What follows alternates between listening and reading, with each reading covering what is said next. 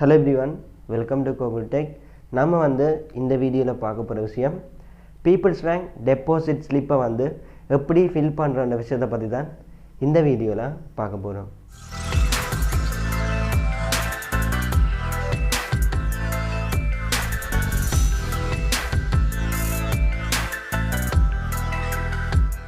Okay, நான் வந்து லாஸ்ட்டாக ஒரு வீடியோ போட்டிருந்தேன். என்னென்னு சொன்னால் கிரிப்டோ கரன்சி அதாவது பிட்காயின் லைட்காயினை வந்து எப்படி ரீலோட் எடுக்கிறது, மொபைலுக்கு வந்து பேக்கேஜ் ரீலோடாக என்ன மாதிரி எடுக்கிறேன்னு சொல்லி அந்த வீடியோவில் சொல்லியிருந்தேன்.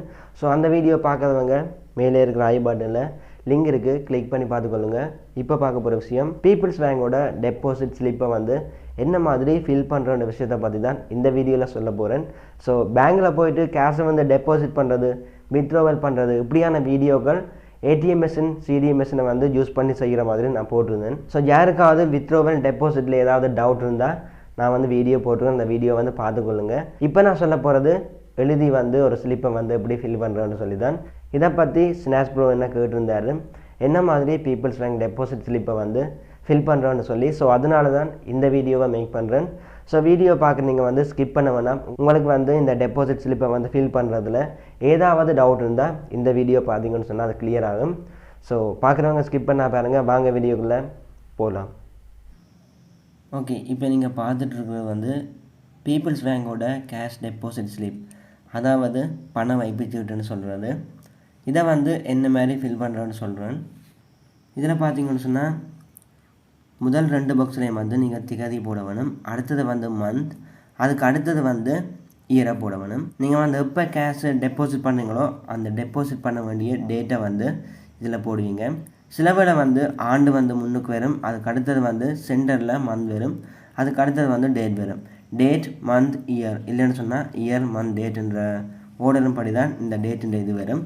ஸோ அதை வந்து நீங்கள் சரியாக போட வேணும். அதுக்கு அடுத்தது வந்து நேம் ஆஃப் அக்கௌண்ட் ஹோல்டர், அதாவது இந்த முதலாவது பாக்ஸில் வந்து கணக்குரிமையாளரோட பேர் வரும். அதாவது நீங்கள் யாருக்கு இந்த கேஷை வந்து டெபாசிட் பண்ண போகிறீங்களோ அவரோட பேங்க் அக்கௌண்ட்டில் கொடுத்த அவரோட நேம் வந்து இந்த பாக்ஸில் வரும்.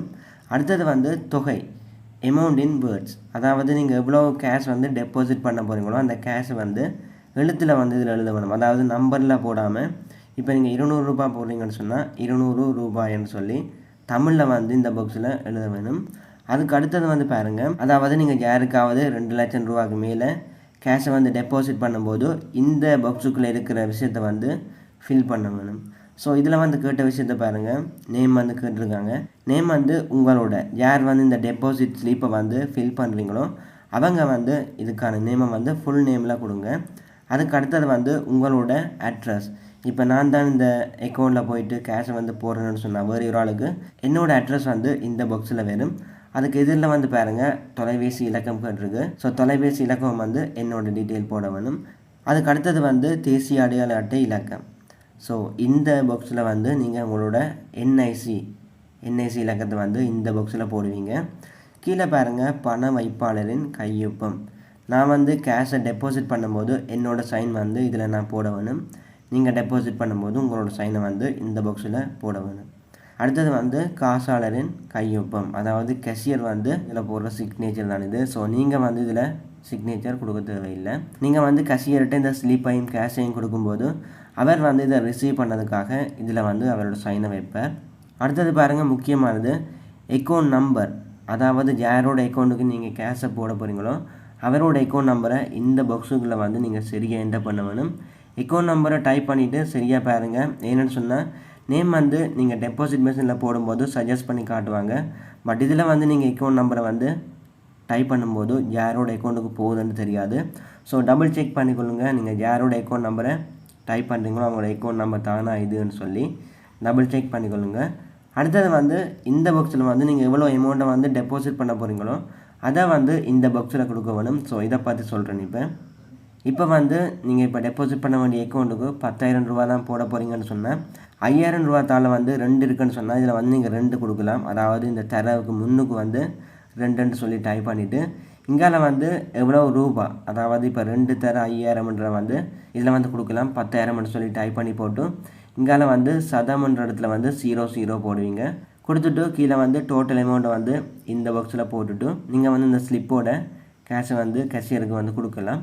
அடுத்தது வந்து உங்கள்கிட்ட 5000 ரூபா உண்டும் 2000 ரூபாவில் வந்து ரெண்டும் இருக்குன்னு சொன்னால் 5000 ரூபாவுக்கு வந்து இதில் தர ஒன்று போடுவீங்க. 2000 ரூபாவுக்கு வந்து இதில் 2 போட்டுவிட்டு 2 தர 2000 4000ன்னு சொல்லி இந்த பாக்ஸுக்குள்ளே வந்து நீங்கள் டோட்டலாக டைப் பண்ணிவிட்டு மேலே வந்து 5000 ஒன்றுன்னு சொல்லி டைப் பண்ணிவிட்டு இங்கால சதம் வந்து 00 போட்டுவிட்டு இதுக்கு நேரம் வந்து மொத்தம் எவ்வளவு தொகையோ அதை வந்து இந்த பாக்ஸில் வந்து சரியாக எழுதிட்டு நீங்கள் வந்து டெபாசிட் ஸ்லிப்போட கேஷையும் வந்து நீங்கள் வந்து கேஷியர்கிட்ட கொண்டு போய்ட்டு கொடுக்கலாம். ஸோ இப்படித்தான் இந்த ஃபார்மை வந்து ஃபில் பண்ணுறது. அடுத்தது வந்து பாருங்கள், இக்கோட்டுக்கு கீழே எதுவும் எழுத வேண்டாம். ஏன்னு சொன்னால் இது வந்து கேஷியர் வந்து ஃபில் பண்ணுறது, அதாவது இது வந்து அவங்களே ஃபில் பண்ணுவாங்க. ஸோ இது வந்து நீங்கள் ஃபில் பண்ணுறது இல்லை.